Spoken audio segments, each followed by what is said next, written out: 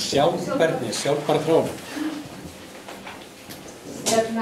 Bara kæra þakkir. Leifum bara að koma þetta Herdís sendi mér tölvupostinn, það var rosalega vítt efni, við erum ekki alveg vissum hvernig ég átti að takla þetta. En af því að ég veit svolítið hvað þið að gera, þá ákvað ég að taka þetta svolítið út frá orkukerfum. Taka þetta út frá orkukerfum og svo einnig bara út frá vísum eða indicators eða mælikvörður sem við erum að nota og erum notað í þessu sjálfbærni fræði. Það væri kannski eitthvað sem þið gætu notað. Þannig að ég vona að það sé eitthvað í anda sem þið bjugust við eða ekki. En það kemur ljós. En þannig að ég ætla að fara bara yfir sjálfbæra þróun aðeins örlítið hvað var það markmið. Það skiptir svo máli, ég veit að þið eru aðeins að velta fyrir ykkur líka. Það er að segja svona félagslegir, sósíóekonomískum pælingum það ekki. Það er svona svolítið nýnæmi. Þannig að aðeins að koma inn á það. Og svo fara inn á vísan eða indikatoruna sem við notumst flest við þegar kemur að svona margvíðum mælikvörðum og þá er það vísanir sem það sem kallast Commission for Sustainable Development sem flestir þekkið sem ég veit ekki alveg hvernig það leggst á íslensku, CSD kallum við alltaf nefndin. Þeir hafa sett upp vísa, kerfivísa sem hægt að nota til að meta hvort lönd og svæði að færast í sjálfbærni eða ekki. Þannig að það er svona eitthvað sem er kannski eitthvað þar sem það getur nota. Og síðan ætla ég að fara yfir og bara halda áfram með þetta en fókusa einungis á orkuþróun eða verið þessi orkukerfi og hvernig svona svipaðir vísar að verið þróaðir til að meta hvort orkukerfi er að færast í sjálfbærni eða ekki. Hafið þið heyrt þetta? Nei. Þannig kannski ekki hvað hinir eru verið að tala hérna. Nefnum hvað, og þá er það tvö vísasett sem ég ætla að minnast aðeins á. Það er vísasett sem var búið til af Alþjóða orkumálastofnuninni IEA og Alþjóða orkumálastofnuninni AEA. Og sem ætla ég aðeins að segja ykkur frá verkefni sem doktorsnemi hjá mér hefur verið að vinna og hún er útskrifast núna bara í vor, þannig að hún er búin. Og hún hefur búið til kerfi til að meta hvort ákveðnar framkvæmdir sem tengjast jarðvarma, hvort að þær séu að færa eða í anda sjálfbærni eða ekki. Og þetta er doktorsverkefni sem hefur verið útfært í 3 mestu löndum, Íslandi, Kenía og Nýja-Sjálandi. En þetta er svona svolítið, það er að segja, margbreytileg sýn pínulítið á það hvað við þurfum að mæla þegar við erum að velta fyrir okkur sjálfbærni jarðhita. Hann Guðni Axelsson var hérna í síðustu viku og sagði okkur örlítið frá þessu. Hann sagði frá gas. Það er pínulítið, en hann myndi segja. Ég segi þetta gasp, en þetta er náttúrulega ekki gasp. Þetta er GESA. Ok, þannig að þá fer ég kannski bara ákvæða lítiðinni út í það. Guðni er líka í nefndinni hennar Ruth sem hefur svo sannarlega vel unnið þetta verkefni. En það er að segja. Bara minningur á skilgreininguna sem þið hafa náttúrulega öll séð, en það sem við erum að höfsta til okkur þegar við erum að meta hluti í anda sjálfbærni, þá erum við alltaf að velta fyrir okkur þróun. Til dæmis, þið myndu aldrei fá mig til að skilgreina nákvæmlega hvað er sjálfbært. En við erum alltaf, við getum sagt hvað er meira eða minna sjálfbært. Og vegna þess að þetta hugtakt er á fleygiferð, það breytist. Það er að segja hvað getur talið sjálfbært, hvað varðar vegna tækniþróunar. Þannig að þetta tekur til þróunar og við erum alltaf að meta hvort eitthvað sem minna eða meira sjálfbært. Og sjálfbært þróun er náttúrulega bara í raun og veru tæki sem við beitum til þess að leiða til aukinna velferðar eða að tryggja velferð til framtíðar eða well-being á ensku. Þannig að það er svona eitthvað sem við þurfum líka að hafa í huga. Sko sjálfbær þróun er í raun og veru ekki markmiðið, skiljiði, heldur það er tækið og þetta tæki á síðan að leiða til velferðar eða well-being til langframa. Þannig að það er svona bara til að hafa það alveg á hreinu. Og það sem við erum að gera er að við erum að reyna að ná jafnvægi milli þessara 3 vídda, þó að það sé svolítið eins og við segjum góður íslensku til partur frá því að tala víddirnar 3. Það er orðið breyting á þeim fræðum. Hins vegar er þetta mjög nytsamlegt þegar maður er að reyna að ná utan einhverja mælikvarða, að nota þessi 3 hlutir. En það sem við erum að reyna að gera er að ná jafnvægi milli þróunar, félagslegra og umhverfislegra markmiða, þannig að við þurfum ætíð að hafa þessa þrívíðu sýn, og reyndar er þetta bara margvíð sýn, og þess vegna kallar það strax á þessu kallum multikriteria sem er eins og Þóra Ellen útleiddi fyrir fag 1, og það er algjörlega í þessum anda, nema hvað. En það sem ég vildi segja það sem tengist þessari áskorun, og það er að það er gríðarlega mikilvægt, og við leggjum áherslu á það, þegar við erum að reyna að færast og auka velferð, að við náum markmiðum, settum markmiðum í öllum víddum sjálfbærni á sama tíma. Þú veist, það, og bara vera alveg hreinskilin með það, mér finnst eins og þetta hugtak sjálfbær þróun, við erum fundist það og sjálfbærni verið að koma þessu úr ógöngur. Ég veit ekki hvort að þið deilið þeirri sín, en mér hefur fundist hugtakið verið komið þessu úr ógöngur. Það varðar að mér hefur fundist að vera svolítið notað til þess að réttlæta ákvarðanir sem ganga á umhverfi, en hafa kannski gríðarleg efnahagslegar, þannig séð, náum við þessum hagrænum markmiðum. Og það er í raun misnotkun á þessu hugtaki. Þannig að við þurfum svolítið að snúa þeirri þróun. Það var ekki takmarki með þessu hugtaki að fara að ganga á umhverfi gríðarlega þrátt fyrir að mögulega arðsemi framkvæmda væri mikil. Þannig að bara passa það og hafa það í huga. Þannig að það er æskilegt að markmiðum í öllum víddum samtímis. Okay? Þannig að við erum hagræn markmið, umhverfisleg markmið og félagsleg markmið. Og ég vil sýna ykkur aðeins hvernig við hugsum þessi markmið innan víddanna þriggja. Okay? Það er svona auðvilt að gera það þannig, en það er svolítið að mjög umhverfið sem er farin að koma fram núna. Þannig að kíkjum á markmiðið, og ég var búinn að segja ykkur að markmið, eins og sjálfbærri þróun, er að stuðla að aukinni velferð eða velsæld eða hvaða orð sem við viljum nota. Og ensku er alltaf kallað well-being, ég er aldrei alveg viss hvaða orð við viljum nota á íslensku. Hvort það er velferð eða velferð eða skiljiði. Þannig að við viljum nota þetta tæki, það er þessi sjálfbæra þróun og sjálfbærni, að stuðla að aukinni velferð eða velsæld til framtíðar. Og það sem er áhugavert í þessu, og ef þið lesið sögu hugtaksins og sögu sjálfbærrar þróunar, þá sjáum við mjög greinilega að þetta hugtak er mannkvært. Þetta er, eins og við segjum á góðri íslensku, anthropocentrist hugtak. Þetta er ekki biocentrist hugtak og var aldrei ætlað að vera það. Þá þurfum við að muna. Vegna þess að ef við viljum fara eitthvað yfir í biocentrisma, þá er þetta ekki hugtakið að leiða okkur þangað. Þannig að það er svona eitthvað til að hafa í hugum. Þannig að við erum að stuðla af human well-being. Þetta er skýrt. Okay? Og síðan eru náttúrulega ákveðin undirmarkmið sett fram eða skilyrði sem þá eru tengd víddunum 3. Og til dæmis hvað varðar orkukerfi, þá erum við með ákveðna kríteríur sem einkenna orkukerfi sem stuðla að sjálfbærri þróun, sem að þá kannski skiptir máli fyrir ykkur, og ég sé ykkur það einna rétt og eftir. Sagði Guðn ykkur kannski frá þessu? Nei. Ok, nema hvað sjálfbær þróun er verkfæri sem á að tryggja velferð til framtíðar.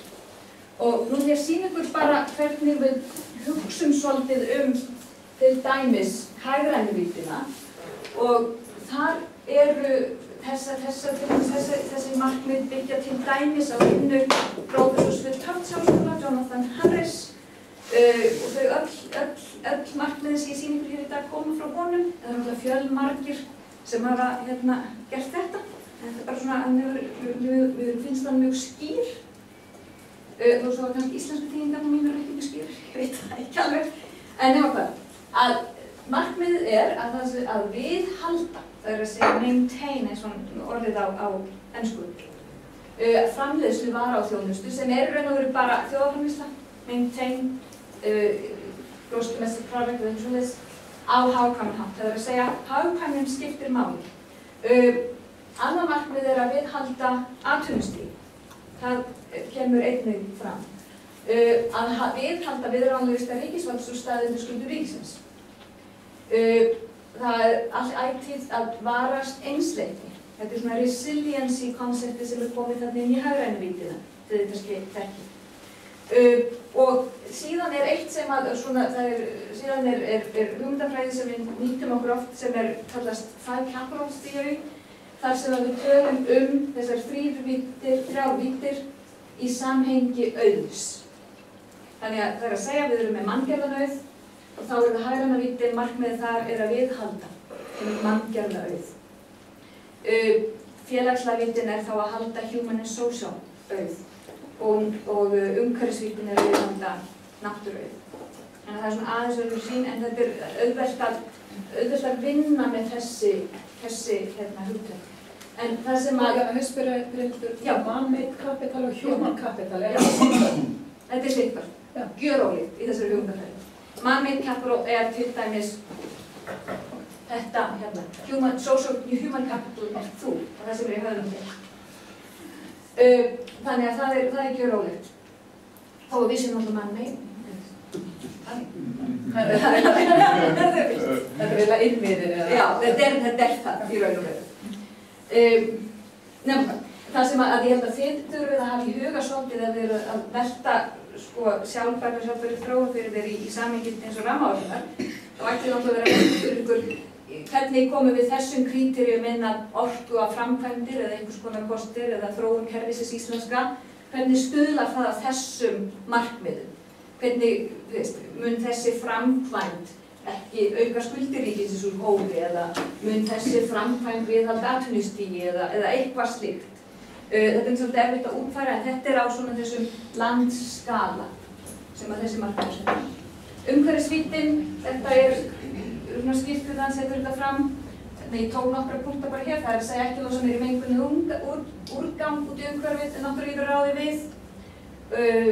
Á ensku þetta do not overwhelm the waste assimilating capacity of the environment, við getum ekki þýðingunni almennilega, en síðan það eitt og síðan annar punktur ekki nýta meira brendinni auðlundum en það geta viðhaldið, sjálfsögðu og þetta náttúrulega spila svolítið inn í jarðvarmann og það að velta fyrir sér í því samhengi og ég svona Guðni hefur talað það og aðeins að nota, og þetta áhugavert, aðeins að nota óendurnýjanleg undir að því markja fjárfesti í endurnýjanlegum auðlindum á sama tíma sem þá hugsunin svo að það sé verið að koma með eitthvað í staðinn fyrir það sem við erum að ganga á vegna þess að sjálfsögðu erum við að gera þetta við erum að nota óendurnýjanlegar auðlindir.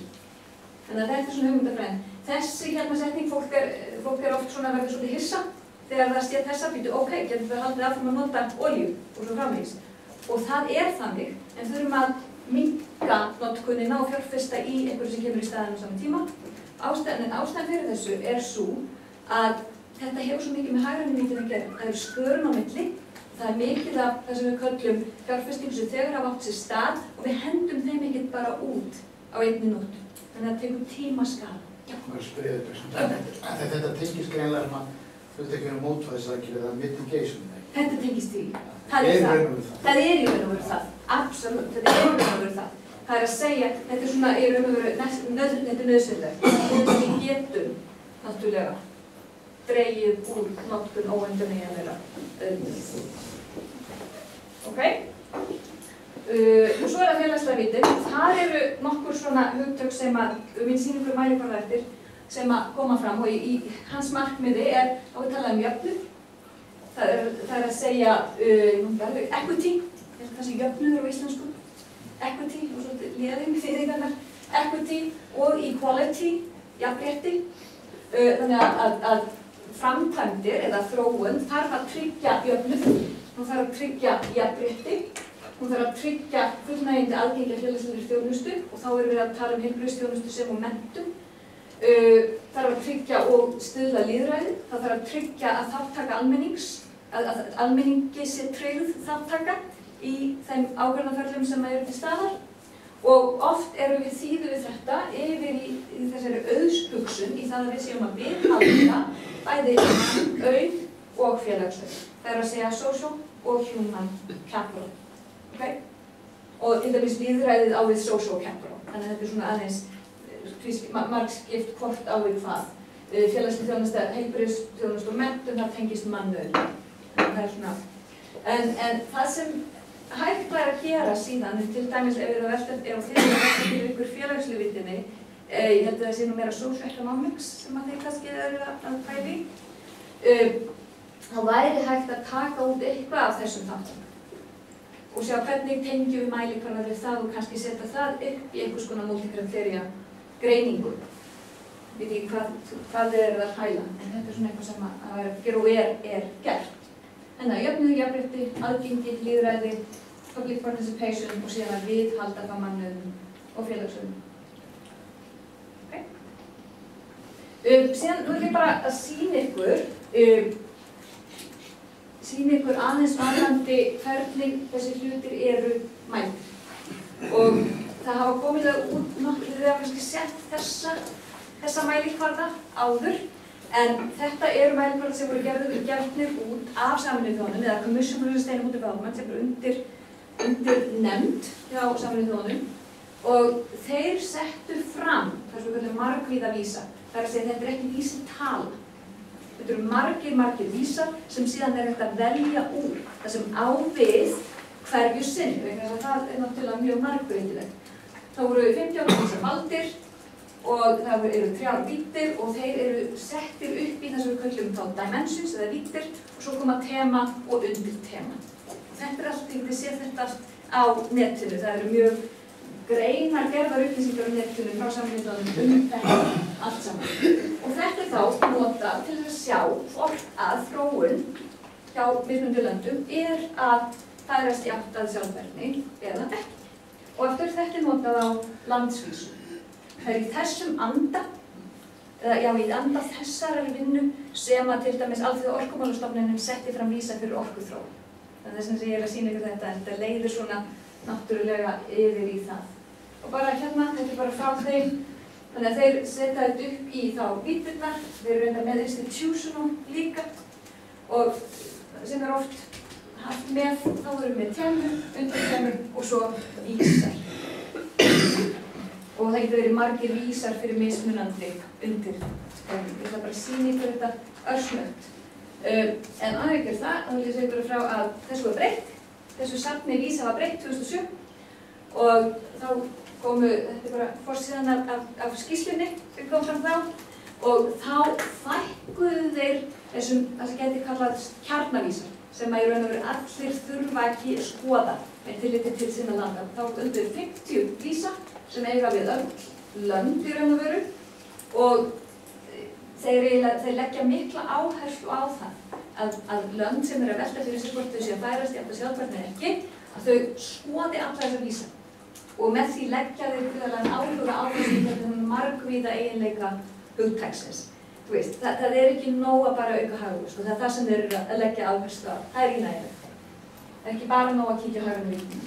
Nefnum okkar, það eru 50 vísar sem eiga alla og síðan eru 46 vísar sem eru valkvæðir og fara þá bara eftir hvernig lönd þetta eru. Þegar til dæmis þróunarlönd eru að horfa á svolítið aðra þætti heldur en til dæmis við hér.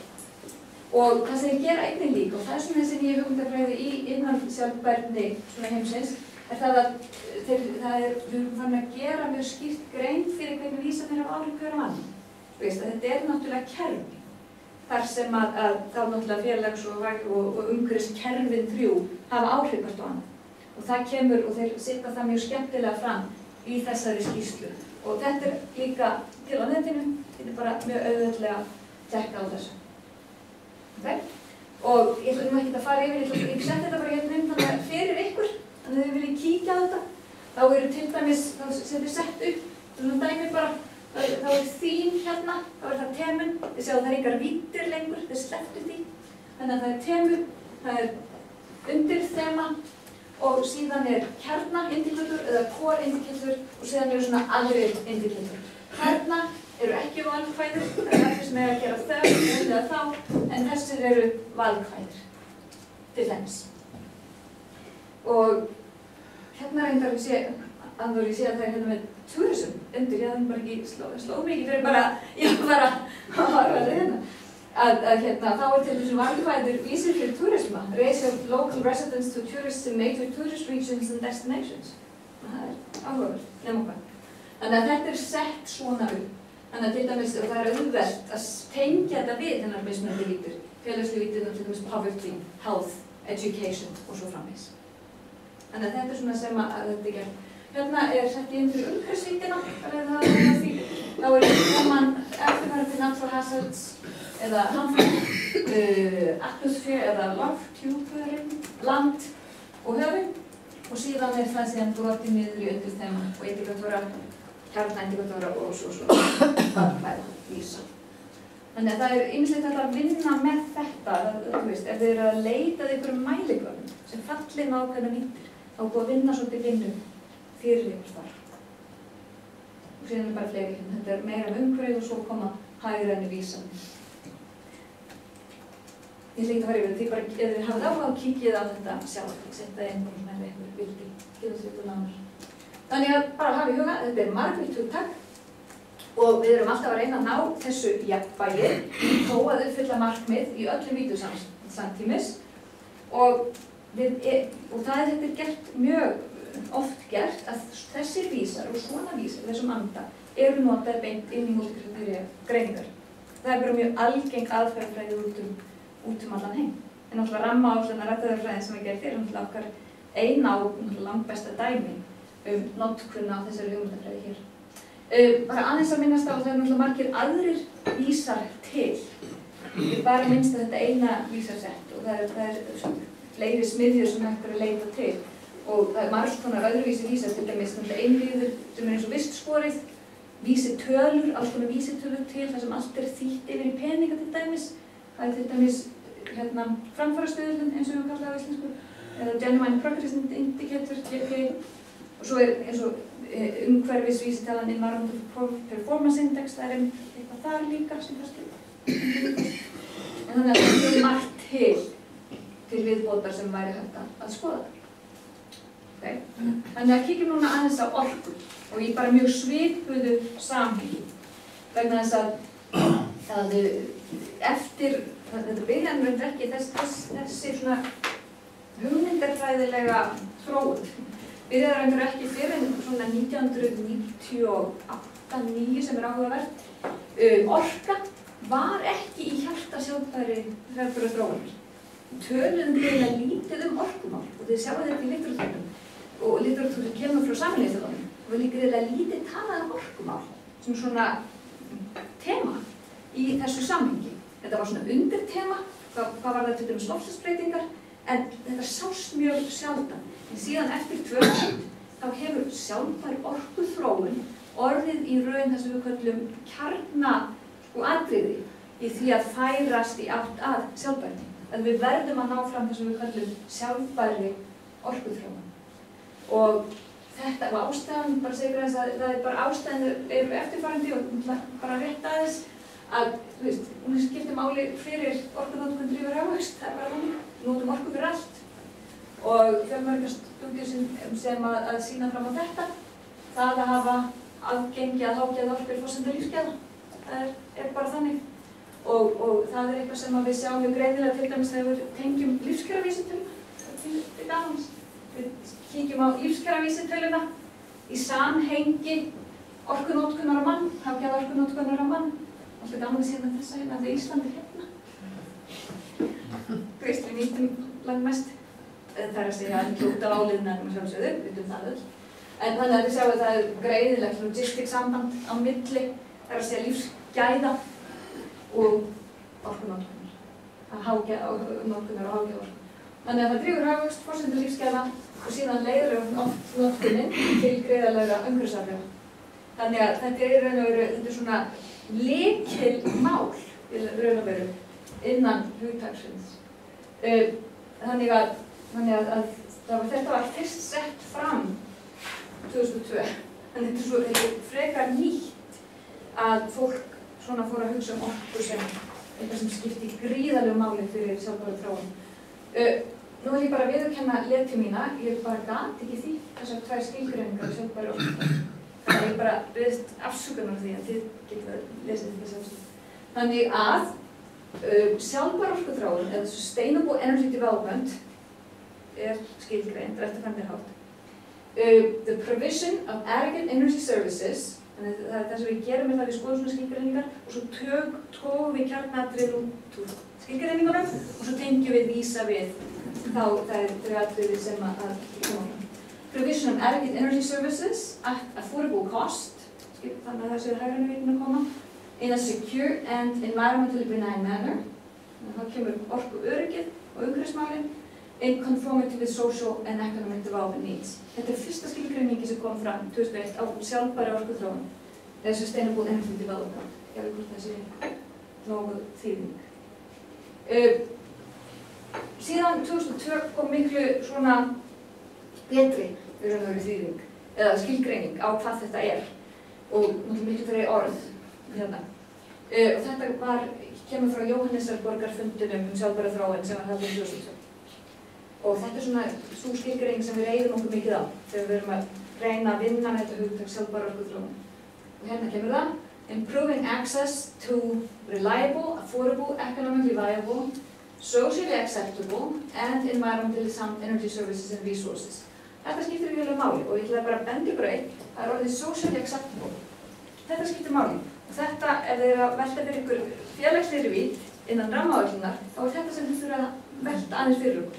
Það þetta socially acceptable. Hvernig nær maður utan það? Já, environmentally sound energy services and resources taking into account national specificities and circumstances through various means, such as, and so on and so forth. Okay? Þannig að þetta eitthvað sem að svona, ég setti þetta inn bara vegna þess að þetta kemur svo greinilega fram í þessari skilgreiningu, hversu mikilvægt það að það sé social acceptance, hvað varðar þá þróun sem að að eiga sér stað ef hún á að stuðla og falla undir sjálfbæra orkuþróun, þessa hugmyndafræði. Ok? Þetta bara mjög snöggt yfir þetta, best að spyrja, þú veist bara að veifa það. Ok, hérna eru orkukerfin, einkenni orkukerfa, bara svona nokkur sem að stuðla að sjálfbærri þróun. Og hér eru nokkur atriði sem að við eru ætíð höfð með, það að segja.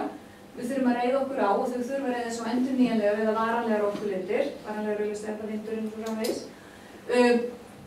Þau þurfum að vera, eða orkan þarf að vera framleidd og notuð á skilvirkan hátt, þannig kemur efficiency málið inn, þetta skiptir máli fyrir okkar jarðvana.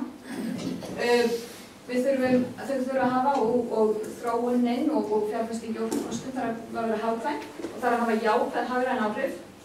Þau þurfum að tryggja orkuöryggi. Aftur, þá eiga kostir og framkvæmdir tryggja orkuöryggi og leiða til orkuöryggis. Það þarf að vera jafnræði í aðgengi, þetta skiptir gríðarlega máli og þetta reyndar ekki hér, þetta svo sem tryggt nema kannski á Vesturlönd. En þetta skiptir gríðarlega máli í þróunarlöndum, þannig að ég hafði þetta með því að þetta er haft með í því samhengi. Og þá erum við að tala accessible, available og affordable. Og þau þurfa að hafa jákvæð félagsleg áhrif og það þarf að vera félagsleg sátt kostina. Og það þarf að lágmarka umhverfisáhrifin. Og þess vegna sem oft svona, það oft kannski haldið fram að það sé nóg að kosturinn sé endurnýjanlegur til þess að stuðla sjálfbæra orkuþróun, það ekki þannig.